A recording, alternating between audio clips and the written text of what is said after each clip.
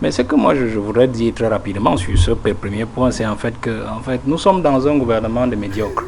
Nous sommes dans une aristocratie de médiocres et qui ont créé eux-mêmes une communauté de pêcheurs. C'est-à-dire que tous ont pris de l'argent dans les caisses de l'État. Le président de la République s'est arrangé à ce que tous aient les mains sales. Si vous n'avez pas les mains sales, on ne peut pas vous nommer. C'est comme ça que ça marche. Vous dites que le président s'est arrangé, que tout le monde... Il s'est arrangé à ce que tous ceux qu'il nomme aient les mains sales. Si vous n'avez pas les mains sales, on ne peut pas vous nommer. C'est comme ça que la République fonctionne. En fait, le président a compris une chose. Il est seul contre tous. Comment faire pour se maintenir au pouvoir? Alors, il utilise les forces de ses ennemis contre eux-mêmes. Je m'explique. Les médiocres, il les prend, il les met au-dessus des plus méritants. Et c'est les médiocres là qui sont au-dessus des plus méritants qui s'arrangent à ce que les plus méritants n'émergent jamais. Et du coup, le président de la République, lui, il est tranquille parce qu'en fait, les médiocres font son travail au quotidien. Et il s'arrange à ce qu'aucun méritant n'émerge pour régler le problème du président de la République. C'est comme ça que ça fonctionne dans cette République. Regardez seulement, vous allez voir un individu qui arrive là, il est ministre. La première chose qu'il fait, c'est qu'il commence d'abord à chercher tous les gars de son village qui sont excellents. Il les jette loin de lui.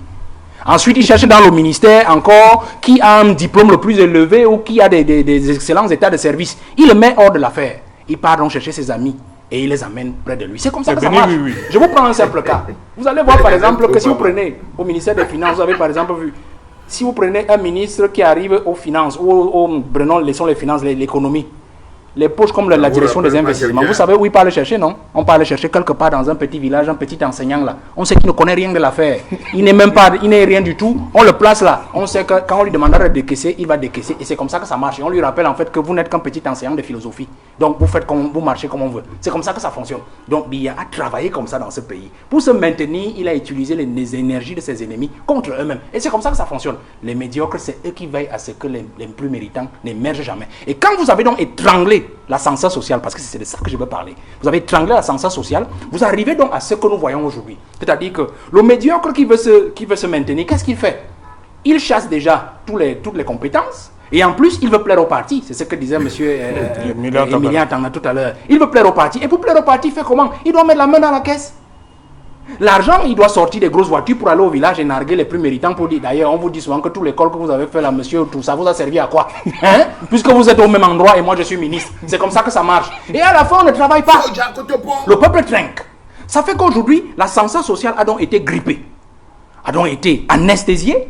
Les fils de cacaoculteurs, les paysans ont entre-temps eu des médecins, ainsi de suite. Ils sont allés plus loin. Comme ils savent que c'est les fils des canards sauvages, c'est-à-dire le peuple ordinaire, qui a maintenant qui a formé des médecins, des ingénieurs, qu'est-ce qu'ils font? Ils vous ont même dit la fois dernière qu'on n'intègre plus, non, les produits du CUS.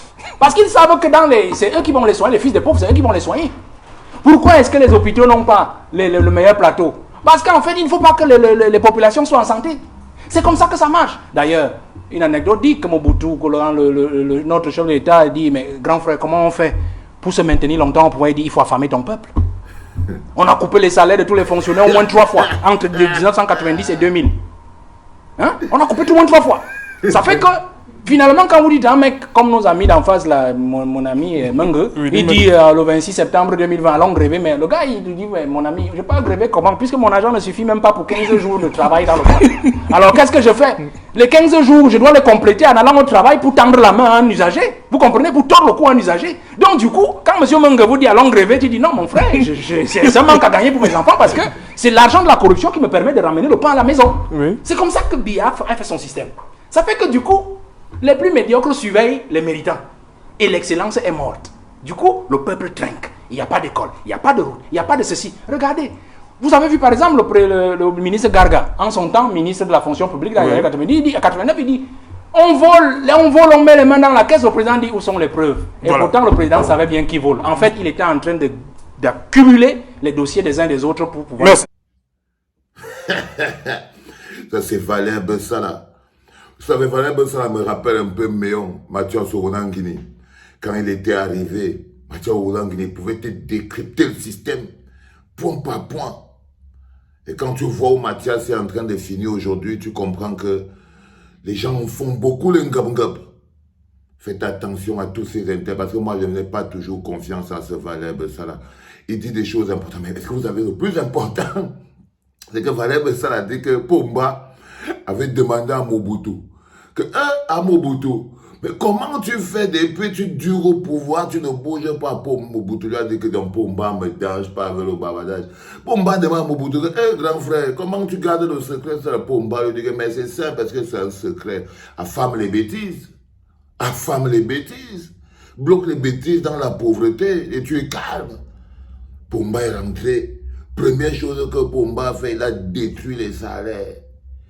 Il a détruit les salaires. Waouh, il a jeté en brousse. C'est ça que Valère Bessala dit. L'autre truc important que Valère Bessala dit, évidemment, que vous ne pouvez pas être nommé si vous n'avez pas les mains sales.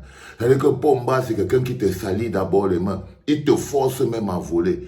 Donc on vous dit que, vous voyez, si jamais MK avait volé un bic, comme on vous dit, donc j'espère que vous avez la preuve aujourd'hui que le président élu Moïse Kamto n'a jamais volé le moindre bic.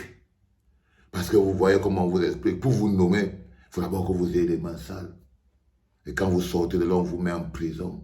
Vous ne pouvez pas être un opposant, vous ne pouvez pas parler, vous ne pouvez pas ouvrir la bouche parce qu'ils vous ont sali les mains. Et quand un homme réussit à sortir de là les mains propres, c'est normal qu'il puisse vous dire marchez, venez au marche.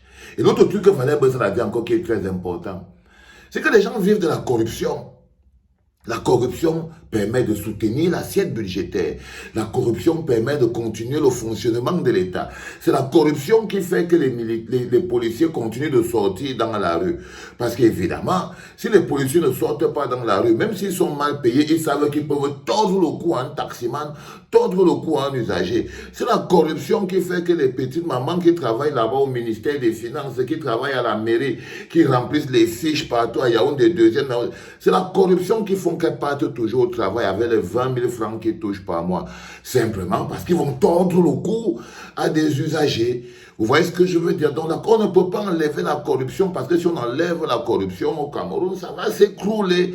C'est ce que Valère Bessala essaie d'expliquer en des mots simples et que j'explique encore en des mots beaucoup plus simples encore. Vous voyez ce que je veux dire? Ça veut dire qu'à un moment donné, la promotion des médiocres au détriment des compétents fait partie du projet politique de Pomba. Ça veut dire que c'est la structure de gouvernance, c'est le mécanisme de fonctionnement de Pomba. Et vous allez voir que la plupart des gens qui gèrent autour de s'entourent des médiocres, des applaudisseurs, des pleureuses. C'est une technique de gouvernance.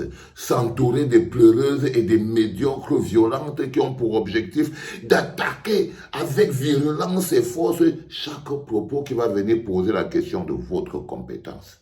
Ça ne vous rappelle pas quelqu'un? Dites-lui un peu que l'envoyé de Dieu là va nous faire perdre au moins 10 milliards. Vous allez voir les médiocres. L'armée de médiocres. Donc tu vas dire que non, l'envoyé de Dieu, là on a perdu 1 milliard, j'avais constaté, on va perdre plus de 10 milliards. Donc tu vas poser ça. L'armée de médiocres, promu, va sortir pour venir massacrer. J'espère que vous comprenez un peu exactement de quoi il s'agit. Je voulais vous le faire savoir. Et pour Valère Bessala, ne vous trompez pas, c'est un autre Mathias Onanguini. Il fait son ngab-ngab. Ils sont tous intelligents, mais c'est des maîtres chanteurs. Ils font le chantage à la sardine. Quand on va l'appeler pour le nommer quelque part, il va encore utiliser toute l'intelligence là pour détruire tout ce qui est tentative de liberté, tentative de liberté. Bonjour.